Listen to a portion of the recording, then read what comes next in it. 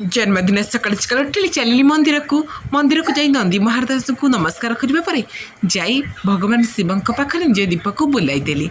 आरती कर सारा पर मुझे पहुँचली बाटे बाटे जाई केक दुकान में। केक अंकल मो ना को बहुत सुंदर भाव में केक लिखिदेला घर आस देखिली तो चुई मत दुई जन केक देती से केक को आम बहुत भल भाव में काटिलु। आग मुनमुन केक को काटि सारा पर आम समस्ते मजा कलु। तापर सोनाली आनी आइसक्रीम केक खोल बाहरली।